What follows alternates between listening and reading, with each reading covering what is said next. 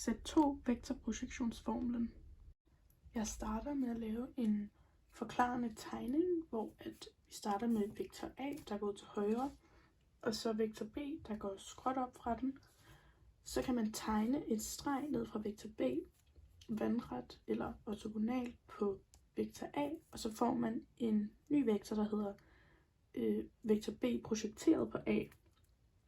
Og den kan også skrives som t prikket med vektor A over længden af vektor A.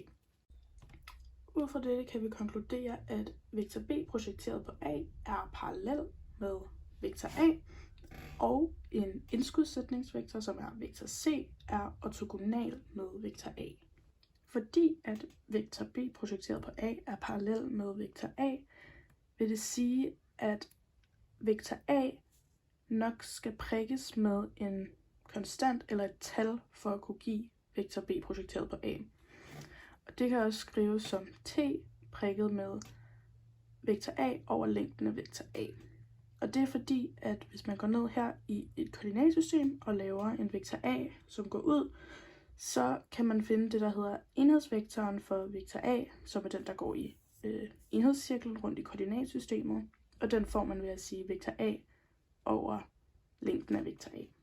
Så er der selve sætningen, som vi skal bevise, som er vektor B projekteret på A er lig med vektor A prikket med vektor B over længden af vektor A i anden prikket med vektor A.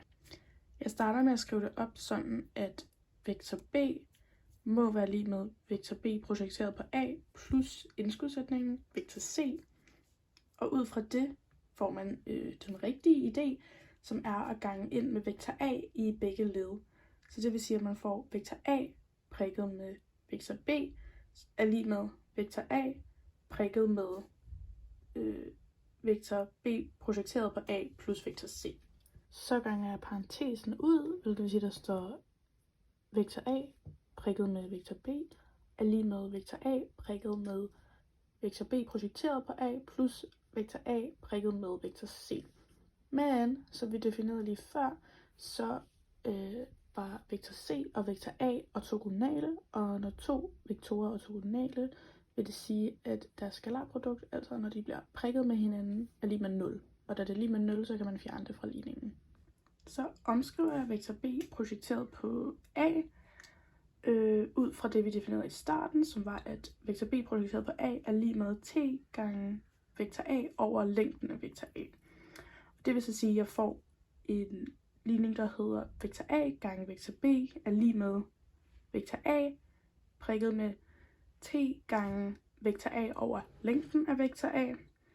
Og på grund af sætning 4 i vektorregnereglerne, så kan jeg rykke rundt på den højre side af lighedstegnet med vektorerne, så der ender med at stå vektor A gange vektor B er lig med t gange vektor A prikket med vektor A over længden af vektor A.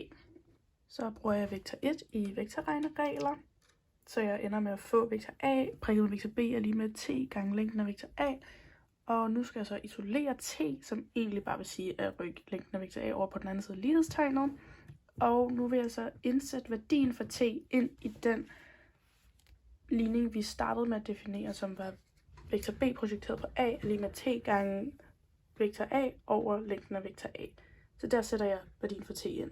Da det eneste, der ikke er et tal, er vektor A, som står alene, bliver det rykket ud for brøken, og det endelige resultat ender ved at blive vektor B projekteret på A er lig med vektor A prikket med vektor B over længden af vektor A i anden prikket med vektor A, som også er beviset, vi skulle komme frem til.